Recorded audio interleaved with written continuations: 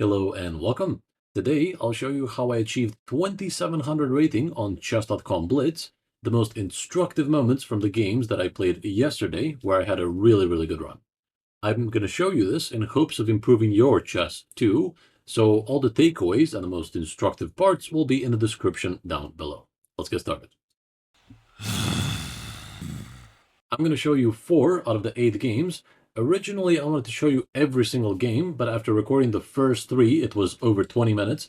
So for that reason, I'm going to show you only the 4 to keep it as short while as instructive as possible. Let's get started with the first game. We're going to skip the non-relevant things to get to the main takeaways and the core of improvement in Blitz chess. So essentially, once you do your opening, ideally, the more you know your opening, the better you will be, because you won't burn time early on trying to figure out, is bishop e6 better, is bishop e7 better, what's the move order? Oh, bishop e6 actually hangs b7. Like, ideally, you know your opening at a pretty decent level, at least minimum, where all of your pieces go, where you castle, and your area of attack for the middle game. That's it. So here, this is the Dutch defense, and the point is that once you develop all of your pieces, you will castle short, and you follow the pawn chain, indicating that you should attack kingside. That's it. And already that gives you more than enough playability for Blitz. So bishop e7 played, castling played, knight c6 played. Knight d5 is the first interesting moment where your opponent takes you out of book. So you have, let's say, certain expectations out of your opponent to just develop as soon as possible, because the opening should be treated as a race. However, some of your opponents might go aggressive early, knight d5, or knight b5, or a lot of pawn moves, or something like this, or early trades. Your job is to remain calm and say, okay, objectively, there's a best move here, but it's not worth it for me to try and spend 30 seconds to decide, should I take, or should I just ignore and play bishop e6, or should I just ignore and play king h8, or what do I do here? Do I play knight d4 because they play knight d5? There's a lot of decent choices. Your job as a Blitz player is to be as practical as you can and just choose any one of them that's not a blunder. So here I chose knight takes d5 because I saw whatever he recaptures with, I have somewhere to escape with my knight. I have a lot of squares. That's enough for me to make this move originally and kind of see what happens. In a rapid game, in a classical game, you have to calculate the consequences of something like this, but in a Blitz game, it's about retaining that sort of, let's say, 5 seconds per move or 3 seconds per move average in order not to fall behind later when you actually need time to calculate out the result of the game, for example. So here I just played knight d5, they played c takes d5, and I just moved my knight back to b8. Why back to b8? Because I saw quickly that b4 doesn't really do anything for me. This is what a lot of players mess up. They think, oh, I'm going to go aggressive. This is not aggressive. This is just bad. The way you know the difference between just going up the board randomly and aggression is, does it make sense? Does it create a threat? Is your attack already there? Here, this knight is alone. Nothing else can help the knight. And it doesn't even create a threat. All this is defended. So they could just play a3 and you got to go back to a6, which is worse than originally going back to b8. You might say, oh, I can go to c5. No, you can't. Stuff like that you have to watch out for. So the difference between aggression and randomly going up the board is a very important distinguishment. So here, knight d4 already seems nice. Oh, I want to go up the board, attack. This is not really an attack. This is just a trade which messes up your pawns. Did you gain anything from that? Not really. So I want to go knight b8 here. Oh, that was a misclick. So after take, knight b8. And I'm looking for a better future later with knight d7, knight c5. I'm going to block up b4 with my a5 move, or I can play c6. When they take, I take back, something like this. For now, just make any decent decision. The lower the time control, the more you have to be a practical player and say, okay, it's not worth it for me to go in depth, because even if you get the right choice after 30 seconds of thinking, you're going to need that 30 seconds later in the middle game. d4 played, I play c6. So why do I play c6 in 3 seconds without even considering what this did? Is because all I care about, the thought process in Blitz, all I care about is, did they make a threat? So at every single move in Blitz, all I wonder is, did my opponent's move make a threat? If the answer is yes, deal with it. If the answer is no, do your thing. So here, I looked at d4 quickly and I was like, okay, he can only take, but I just take back and that's the end of it. So that's not a threat. I can do whatever I want. And I wanted to fulfill my idea of c6. If my opponent takes, I get natural development. If not, then I take them. And when he recaptures, then his bishop is kind of stuck forever, basically. They castled. I want to clear up the situation in the center. They took the wrong pawn here, in my opinion, because now I can take it like this, which I did. And at the end, when dust settles, then I'm up a pawn. I just have this one, they don't. And why did I take here with the queen? Because I already transferred into conversion mode. So at the start, while everything is sort of even, we're fighting for the advantage. And as soon as you grab any sort of advantage, you immediately have to switch your mindset into conversion mode, which essentially means try and trade down pieces so that your extra material matters more. So here I offer the queen trade essentially, and I will be thrilled if they take me or I get to take them, because that already means that we're getting much closer to an endgame where my extra pawn matters a lot more. So they played bishop f4, and I was very happy to get queens off the board, even though I'm slightly behind in development, but if I manage to develop, I'm just up a pawn for no reason. Therefore, I played knight c6, bishop check, okay. So again, we're going to scroll through this part, nothing interesting. But my job is to make things simple, trade off pieces, and go to an endgame where my pawn up will matter a lot more than it does right now. So after rook to d7, this is a typical thought process in the middle game. What's my worst piece? And just get it into the game. So rook d7 makes room for rook d8, which also helps with trading. Use the pin, very logical move. Knight f4, they create a threat, and I go bishop e3, counterattack. So what did I do here? I basically forced them to move the rook on the d file somewhere available, here or here, to make this into a pin, if possible. And one thing they played is bishop d5, counterattack. So they're saying, oh, you can't take my rook because of the check. Fine, but that's a trade. So I don't mind. Whatever happens are details. I'm still doing well on the clock, minute and a half versus 2 minutes, fine. It's not about comparing times. It's just like, do you have enough to bring the game to a conclusion? So a lot of players would tell me, oh, I have to speed up now. Oh, I'm like 45 seconds behind them. Comparing times is never a good idea. Because if you were in a pawn endgame and you had a minute and a half, you'd be like, oh, I have all the time in the world. So it's not really about how much time they have. If they have 2 minutes in a pawn endgame, or if they have 3 days in a pawn endgame, as long as you have a minute and a half or something like this, you have more than enough time. Essentially, rook a8, I'm trying to induce more trading, and after rook d1, I'm feeling the tactical moment here. The most important thing in Blitz is, first of all, to develop as soon as possible, include all your pieces. This will make you 10 times better. Then, after you realize that king safety is much more important in Blitz than it is in regular aspects in chess, that'll also make you a lot better of a player. Because if you don't have to worry about your king, you can coordinate your pieces much easier, attack, everything becomes much easier. So what happened here? After rook e1, I basically got a sort of an intuition, a tap on the shoulder, if you will, that there's a tactic here.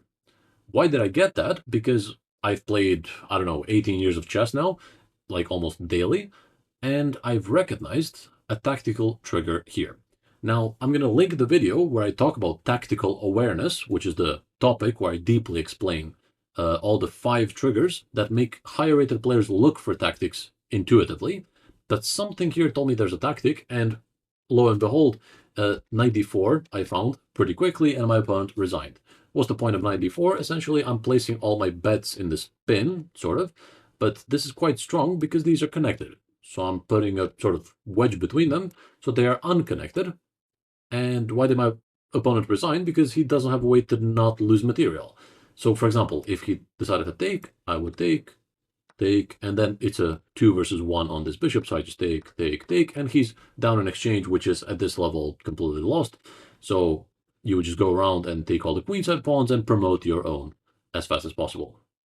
So for that reason, they cannot take, and what else will they do? Because I'm going to take the bishop next move. Even if they go like knight d6 to try and complicate matters, I just have knight takes e6. But even if I didn't, I could get away with this, I think, because if he takes this one, I take this one. Something like this. But basically, white has no way not to lose material. So tactical awareness is a big topic, especially in Blitz, because everything is being played like 5 seconds per move. So you need to know when to stop and look for like a tactic 30 seconds or something like this. Game 2, I was playing white, and I begin with e4.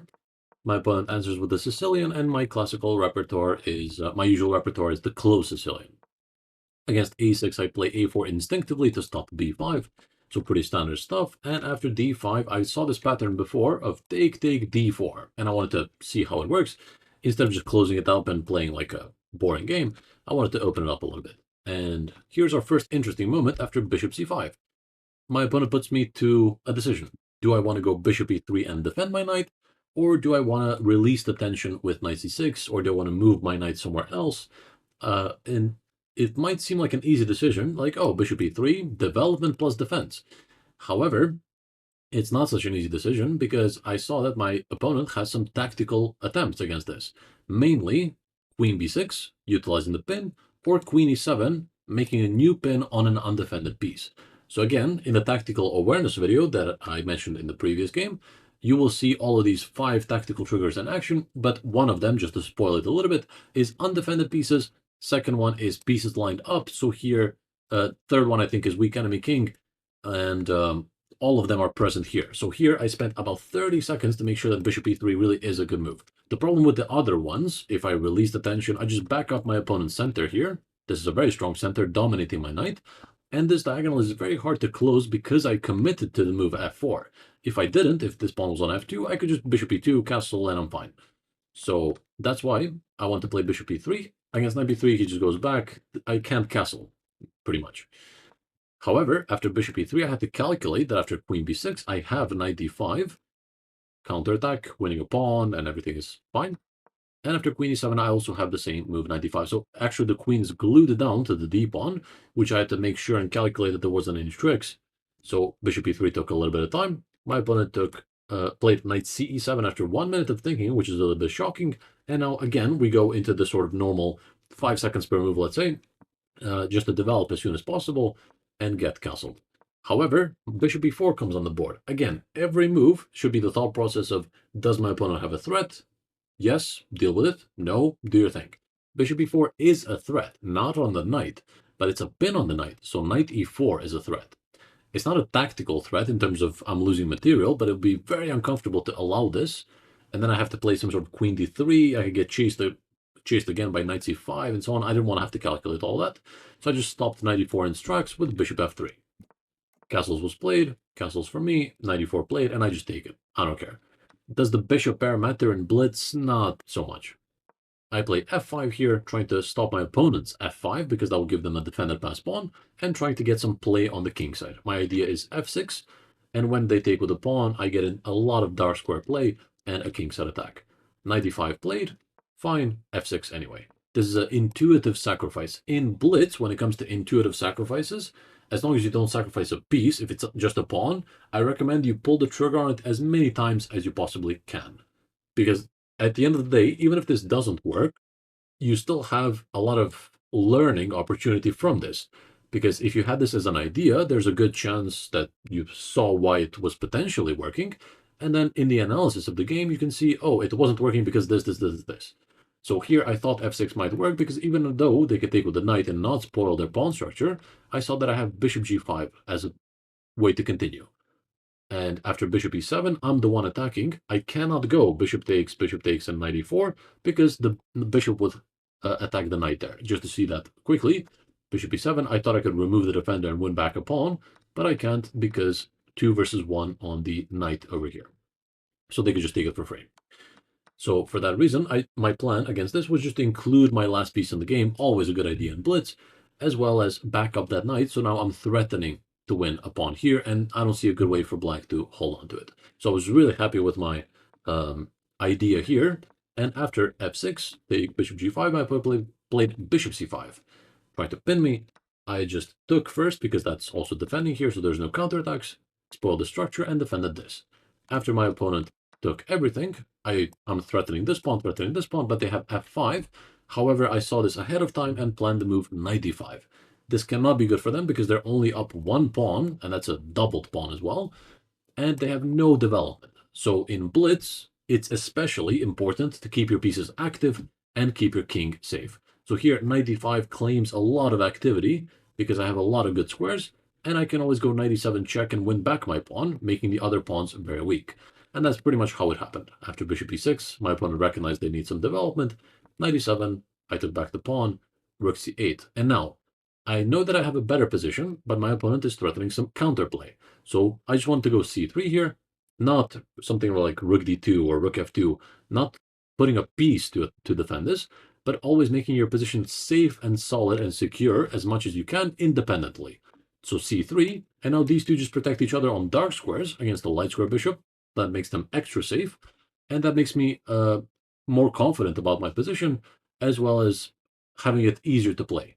When your position is defended, the more defended it is, the more safe you are, the easier it will be to play. So this here makes me a little bit nervous because I could potentially blunder something because this is a loosely defended piece.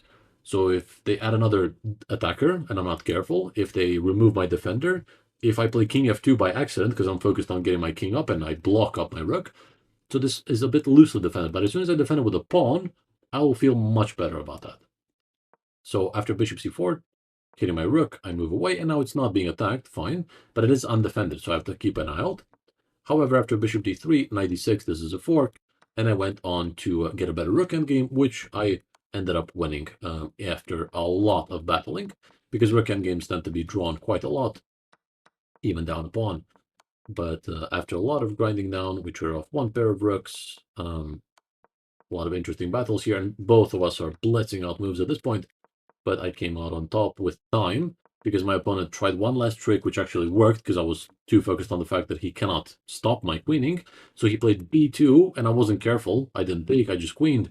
He queened 2, so I was like, okay, I got a flag at this point because I'm dead lost right now. My king is out in the open, he has the checks, but he timed out. One of the joys of playing 3+0 Blitz. Game 3, I was playing white. This was a short one. In the Scotch game, my opponent played the knight f6 variation. So my repertoire comes from chess mode, and it is to take and push, at which point my opponent has to know to play queen e7, forcing the move queen e2, and then goes knight d5. Instead, my opponent plays knight d5 immediately, which is already a small mistake, because after the move c4, since my queen is not on e2, and because it's not on queen on e7, he doesn't have the resource bishop a6 to pin my pawn, and instead he has to move the knight away from the center.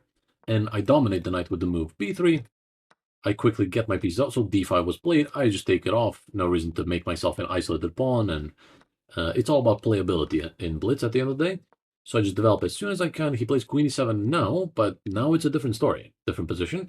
Now I could just not trade queens. I could play bishop e2, castles, and rook e1. Remember this pattern because I see this in a lot of low-rated Blitz games. Queen e7 is played, hoping for queen e2 and queens off the board. However, one of the players can try to block this with the hindsight of castles and rook e1 being a discovered attack. And a lot of players don't know about this trick. Bishop g4 played to try and stop me from castling, because then they could just take on e2.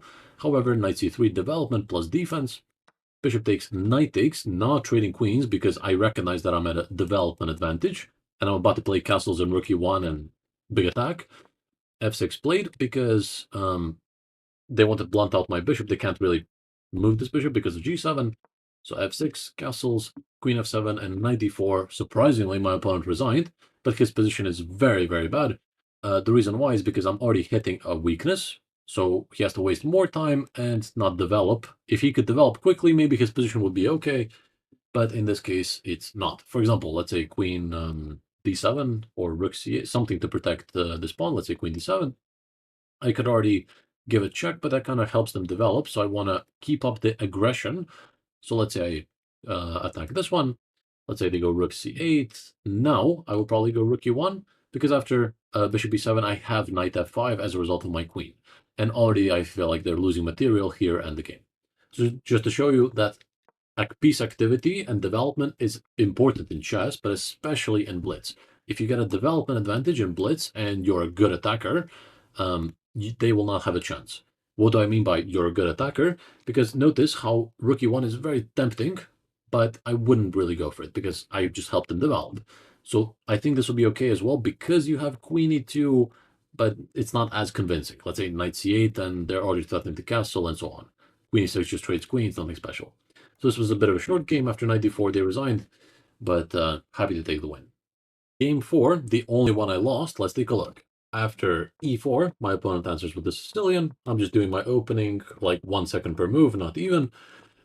And the first interesting moment is gonna arrive soon. My opponent releases the tension in the center. And I was like, okay, I pretty much have to take it back.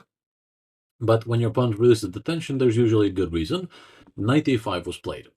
And I've seen this type of deal before, take, knight a5, but I didn't really understand what the point of it was, because I can quite easily defend the e4 square, and even if they go knight c4, worst case scenario, I have bishop c1. That way I defend my pawn and don't give the bishop pair or something. So I just play queen c2 for the time being, they play knight c4, and I decide to go bishop f2. Seeing as my queen comfortably protects both, it's not overloaded, because they cannot take one and then the other, because they would be down material.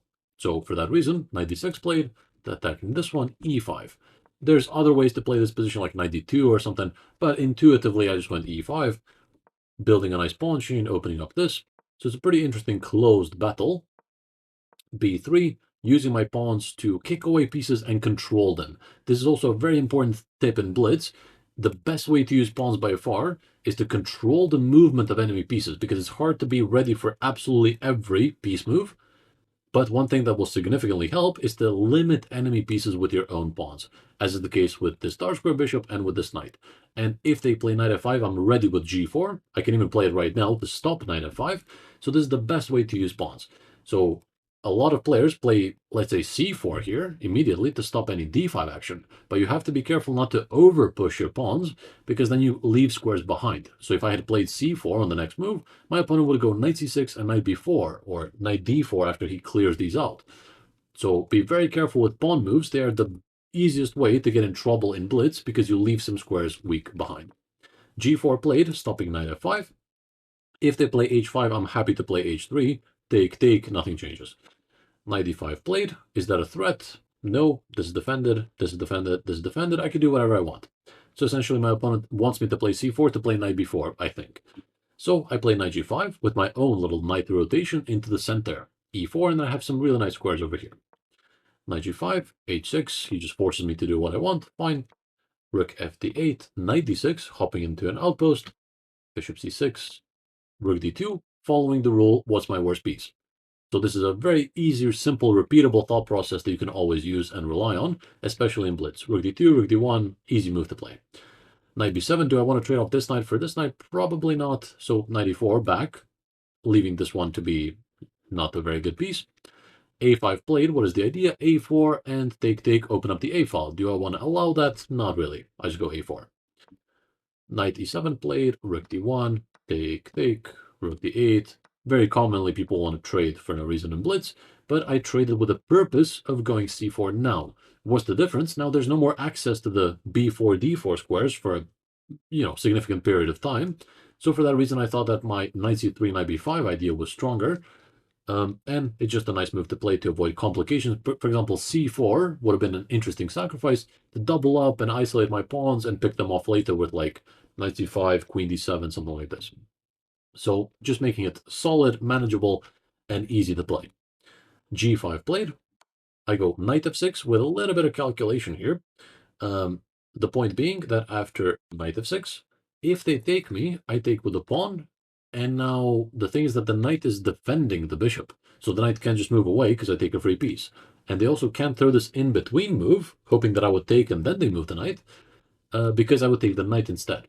So fundamental thing about Blitz and in calculation in general, counterattacks are always stronger than sort of reactive replying moves. Almost always. So the first thing to look at is taking the knight here. So for that reason, my opponent after... oh, that was a misclick. After knight f6, king f8 was played, not taking, and I played queen h7 with the idea of just being in there. There's no concrete threat. Maybe knight h5 is on the cards, but queen d1 played, bishop f1, and now I saw that knight h5 is a really big threat, and my opponent can't really take because I take back, and then g7's a thing, and the knight is hanging. So as soon as you get close like this, there's gonna be something, basically. Knight h5, getting this one. Queen f3, I saw, before I played knight h5, I saw that his idea was queen f3, but worst case scenario, I have knight g3, so it's not forced mate. So sometimes I like to make this sort of backup move, like a safety net, because otherwise I'm risking this being forced mate. But as soon as I see that I have something to hold on to it, that means I can do my own thing. And I have a lot of checks, giving me more time for later. So knight h5, I play relatively quickly, queen f3, and now I give checks a lot. Check here, I pick up like 2 pieces, and now I play my move when I run out, then I play my defensive move. G takes f, trying to remove the defender, but I saw this because he needs another move to make something happen, so I have time for my own attack again. So one move can make the difference. Queen e8 with the idea of queen b8, mate in 2, king a6, queen a8, if he takes my knight. So he has to reply. He took, and I was like, okay, now I'm safe. Now there's no more checkmates. I take back, he takes this one. I take with the h pawn to keep my king safer. Generally, the less checks there are on your king, the safer your king is. So bishop takes is also fine, but why would I allow this check? There's no reason. Objectively, after this, I could just go back, no big deal. But I felt like h takes g was safer. Again, king safety, number one. And here's the critical moment of the game. My opponent is at 35 seconds, I'm at 15. No increment, but I'm seeing that this is a devastating pin. Bishop g2 is coming. My opponent took on g4, I played bishop g2, and I relaxed.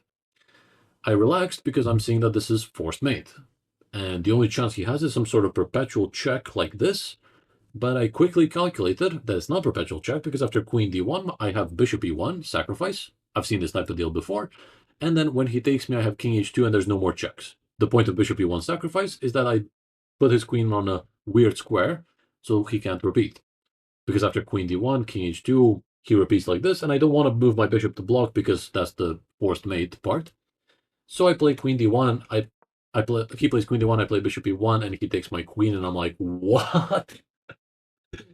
And I could have resigned, but I tried to fight on with time, and I didn't fight on. But queen d1 is actually a dirty trick, because it's hitting my queen, and he saw that because he pretty much pre-moved this almost. He played it in like half a second. So yeah, never relax in Blitz until it's over. So I was too focused on this idea of like, oh, I'm winning now. And then I got a bit relaxed, so I wasn't keeping my guard up, and I fell for a dirty trick. So all of my calculation here is irrelevant because I can just take his queen or he takes my queen. That's it. So his last trick worked, and that's the reason I'm showing this game. One of the main reasons I'm showing this game is, just to scroll through it until the end, I ended up losing. He checkmated me quite smoothly. But one of the reasons I'm showing this game is because this is where most Blitz players struggle. And not just Blitz players, chess players in general. They take a game like this and they're like, oh my God, I'm so stupid. I'm so this, I'm so that. So they do negative self-talk and they load up another game and then another game. And they want to get their rating back. And they want to prove to this guy that they're so much better. They want to crush this guy 10-0 after this. And yeah, obviously that's not the best way to go. So tilt is the word that we use to describe something like this. So you don't want to go on tilt and lose 100 points of rating, which is the reason why if you closely look at the screenshot, notice how I won all the games and then I lost one and then there's no more games after that. This is very important. The so-called play until I lose strategy is one of the main reasons why I reached my 2700 rating. Because previously I played for an hour, so I would set a time limit, which is good, but then you go on tilt within that hour and lose 100 points. Or better yet, before that, when I didn't have any time limit at all, any limit at all, I would just sit down on my computer and play chess. That was the most frequent sessions where I would just lose 100 points, 200 points of rating, because tilt is a real thing. So the recommendation that I have for you, and the reason I'm showing you this game, is that I want you to play until you lose. As soon as you lose a game, you turn it off for that day, you go study chess, you go something else, but do not play again. And before you say it in the comments, yes, there will be some games where you play one game a day, you lose it, and you move on. That's fine, because you're setting yourself up for success, because you're basically creating a situation where you have unlimited wins and draws, but only one loss. So you can never go on tilt and lose 100 points or something like this. And for the days that you lose your first game, unfortunate, but you have more time to study chess. So it's a good thing. The main point is to see what works for you. This is just my own personal recommendation from my experience as a player for 18 years now and as a coach for over 6 years now. This is what has worked for most of my students and myself included. Play until you lose. Some people prefer to have the time limit of 1 hour. Some people simply don't play 3+0, they play 3+2. See what works for you, but this is my recommendation. As mentioned at the start of the video, I put all the takeaways in the description down below. If you have any questions or comments, feel free to drop them down below also, and I will respond at my first available time, which is usually pretty quickly. I read every single YouTube comment, so don't hesitate. If you like the idea of chess improvement in general, consider subscribing to the channel so you don't miss another upload and improve even faster. And if you like the idea of even faster improvement, I also offer personalized one-on-one coaching, so you can reach out to me directly so I can look at your situation and give you specific tips. That's going to be it for today. Thank you very much for watching, and I will talk to you very soon. Take it easy.